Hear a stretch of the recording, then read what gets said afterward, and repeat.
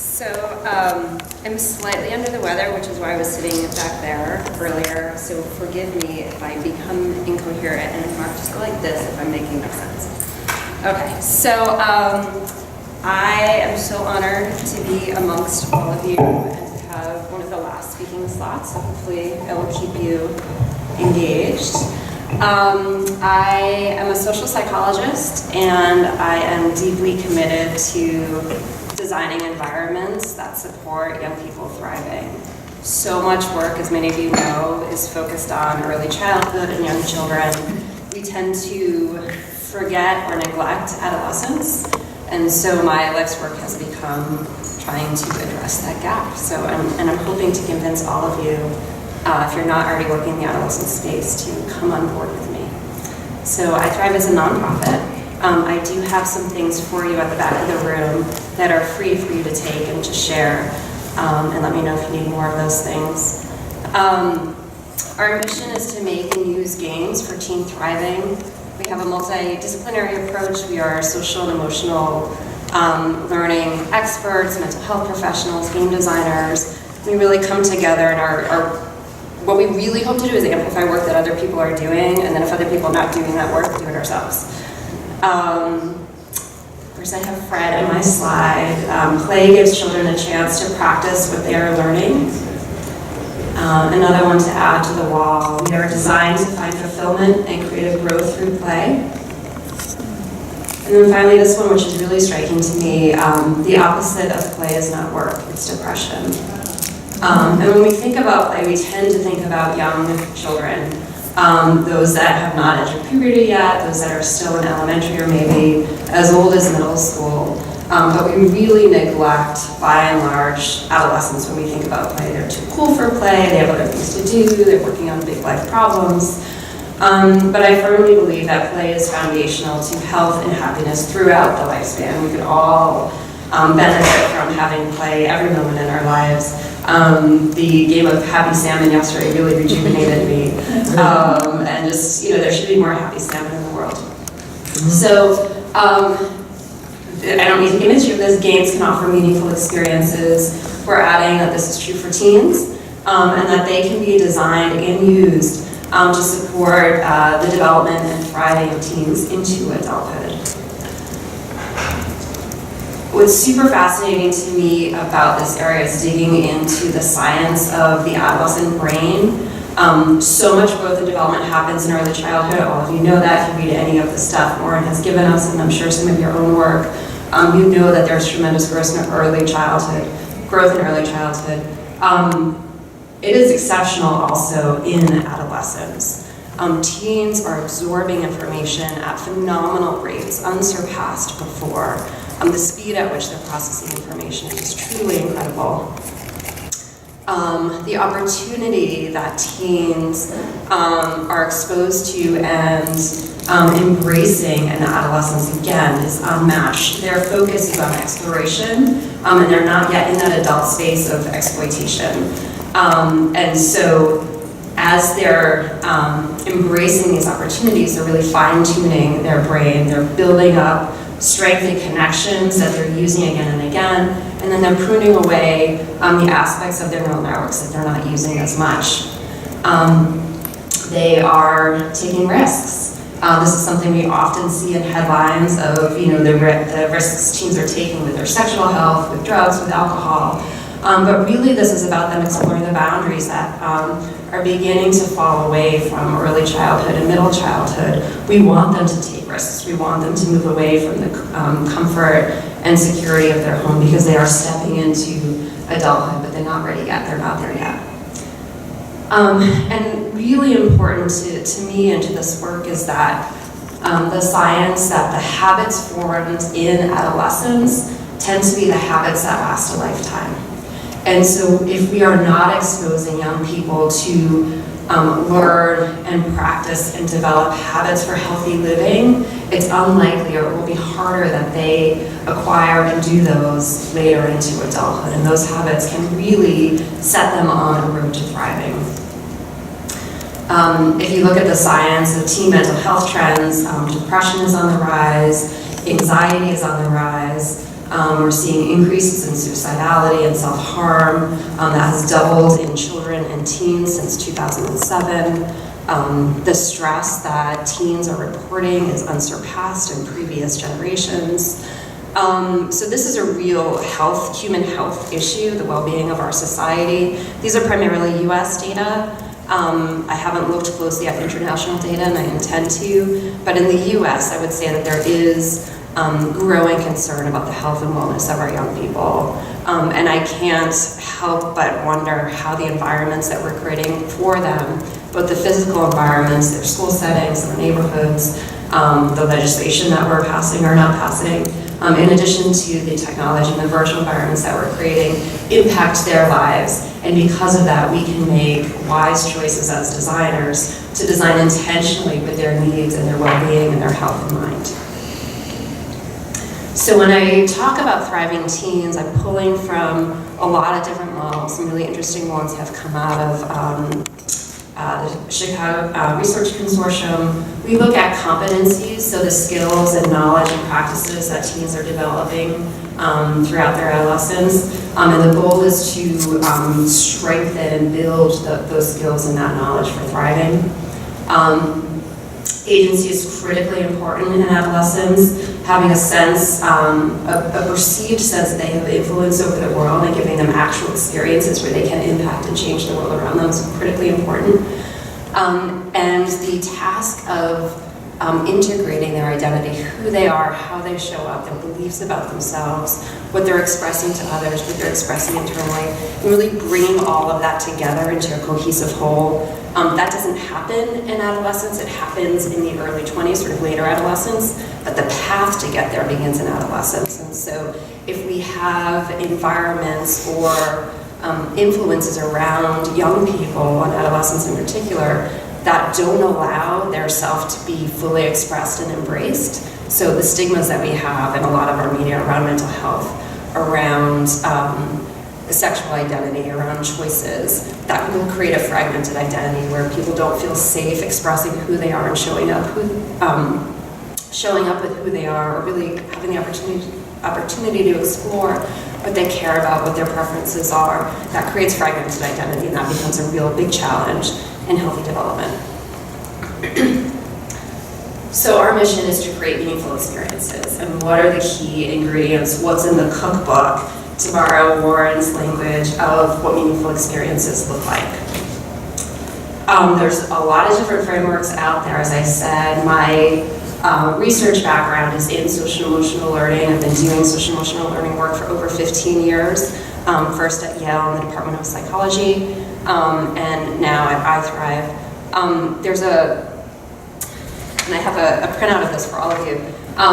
There's one SEL framework that I especially like. It's connected to CASEL, which is the Collaboration for Academic Social Emotional Learning, but it's an adolescent-focused version of that. It really focuses on resiliency. And to me, this is a design guide. There are a million ideas in this table alone for what we can be designing for and designing around. So that is one gift I have for you. And the main tenets of the framework are social competence, so how we interact with each other, how we show up, autonomy, feeling like you have choice over your world, having a sense of purpose, which is so huge and so interesting and so compelling to work on young people with, and then problem solving and sort of the tools and needs for solving problems, and what are the capacities you need to do that. So we pull on this framework in a lot of the work that we do. We also pull on what it means to be a teen. This was in someone's book yesterday, I think it was one of yours. How do you make goodness fun? How do you make goodness playable? How do you make goodness engaging? That was Fred. That was Fred. So, I've been reading you with Fred, that's a good thing, right? That's good. Yeah. I'll take that. Hello. But really, how do we make something for teens that is relatable to them? Oh, that doesn't work on that screen. That they want to play and that is fun. Because if it's something that feels like medicine, if it's something that feels like me, the relatively old adult telling them to do, they're 100% not going to want to do it. I love this slide because it's really, teens are all about don'ts. Don't tell me what to do. Don't tell me what's wrong with me. Don't tell me what I should do. Don't treat me like a child. Don't assume that I don't know, that I don't understand, that I don't care. Don't try to fix me, and don't try to manipulate me. Again, design guidelines as we're designing for teen audiences.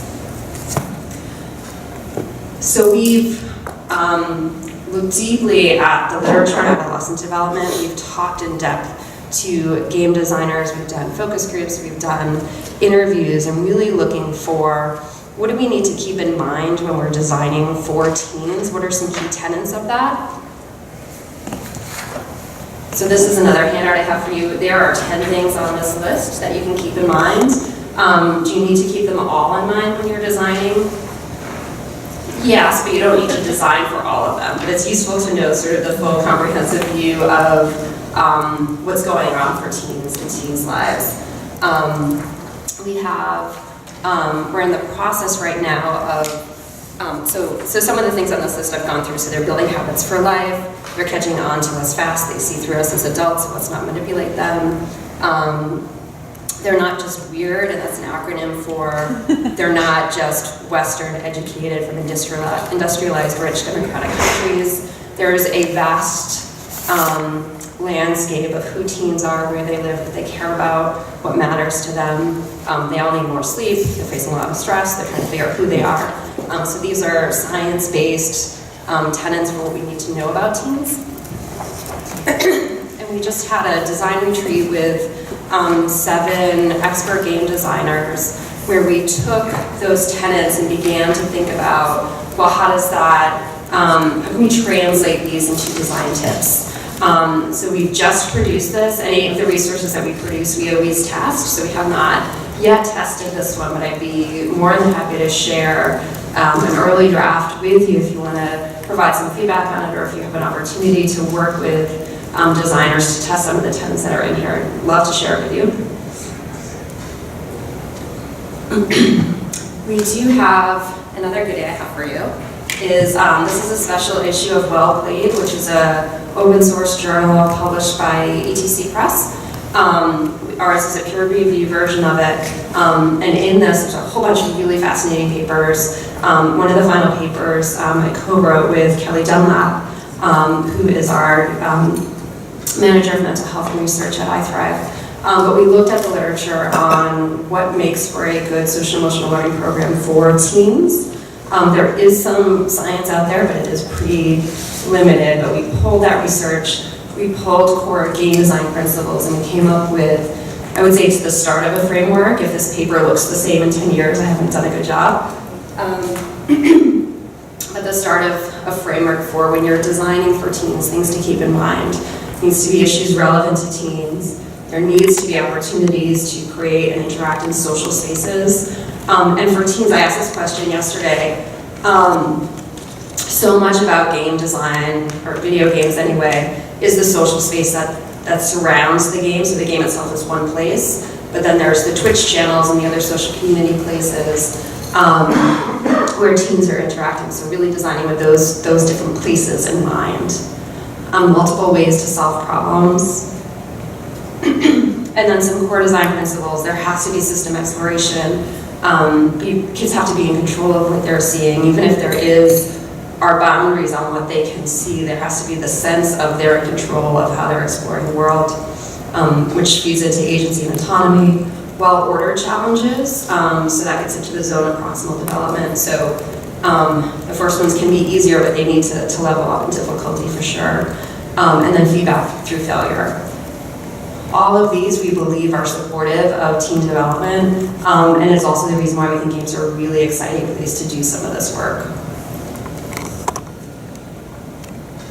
So the work of iThrive as a nonprofit, we're doing a lot of awareness and advocacy work, and I'm super excited about the Fred Project. I'm super excited to hear about what Julie's doing. I don't know that it'll make the work easier, but it'll be more fun to be doing it with others, so hopefully I can band together with you folks.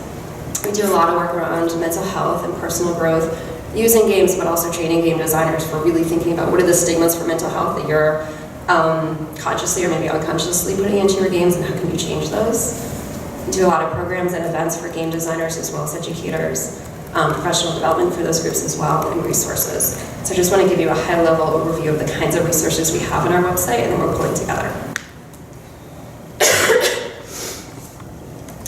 So game jams are a place where we test the design kits that we create. So we don't want to put anything out into the world until we know that it has the potential to work. So we've been going around the country for the last 14 months or so, hosting game jams at places like DigiPen. We went to RPI on Friday. We've been to RIT. We were at Jam Nation in Montreal a couple weeks ago. But we take our design kits and the students that we work with, including professionals and some teens, we say, here's a topic, design games for this. And we produce, they produce really, a whole ton of prototypes around that concept. So we've done game jams around empathy, around kindness, around mental health. The one I'm doing on Friday is cooperation. And those feed into and connect to developer workshops that we do, where we take some of those principles and train developers on them. And really it's sort of opening their own curiosity for exploring what does cooperation mean to me? What does empathy mean to me? What's some of the science behind it, and how do I play that out in the games that I'm creating? So on our website, we have a handful of design kits that are ready to share with the world. Those are free, you can download them and use them. If you do use them and you have critiques of them, please tell me. I want to know what your ideas are, what your critiques are. And if you've designed games or inspired games designed around them, let us know, we'll feature them on our website. We have some science there where we're translating the research for developer audiences around how these are habits for thriving and what some of the components are. And then, sort of similar to Common Sense Media, definitely inspired by them, we have a curated games catalog, and we break it down by different positive habits or habits in mind, including empathy and kindness and cooperation and growth mindset. And we've worked with game developers and professors of game design to curate lists of games that are in there. And we do mini reviews of those games for how we think they connect to these different concepts. And the idea here is if you're a parent of a teenager or an educator or a teen yourself, and you're really curious what empathy looks like in games, or you want to work on your empathy skills, you can come to our website and see games that we have featured there, because we've done some of the initial work for you. We also have featured on our website dozens and dozens of prototypes that have been created, both at the jams that we've hosted, as well as the Global Game Jam. You can download these games, you can play them, you can look at them for design inspiration, or just because they're fun and interesting. The game guide, which is in the lower corner there, also has an article. The developers have an article in here where they talk about what is the literature that they use to create the game, how have they play tested it, how has it moved the game forward from where it started to where it is today. And some of these games, including A Normal Lost Phone, have already won awards at festivals and such. And I actually think A Normal Lost Phone, which was created from one of our diversifiers at the Global Game Jam, spun out without us even knowing about it, but we knew it was in our catalog of original games. Again, not that we created, but that developers created. So it's just fun to see sort of the life carry on. The primary goal of the jams isn't to necessarily develop the next set of professionals. They're primarily designed to test our kits. But a secondary goal is if we can train the next generation of designers to design with these, this idea of designing for humanity, designing for team thriving, we can close shop, right? Because they'll be doing that work, they'll be pushing it forward. So that's the end game for I Thrive, is that designers are designing with humanity and team development and the needs of adolescents in mind. And this is just a lovely story. Kylie was one of our students at a game jam at DigiPen. She came to the jam because a game had really moved her. If you ask people what games have meaning to them or what games have moved them, brace yourself for really compelling stories. So Kylie's sister had been murdered, and she found a lot of comfort and coped with the grief that she had, worked through it in a game that she was playing, A Tale of Two Sons, or A Tale of Two Brothers, which is about a brother losing his brother.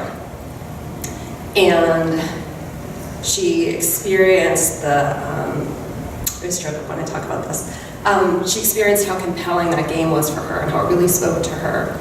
And so she came to our game jam, joined a team. She was a high school student, She joined a team, she helped to create the winning design, she caught the attention of the faculty at DigiPen, and she is now a student at DigiPen. So this is like an amazing success story, and we helped to create a space at least for this young designer to really begin to hone her craft.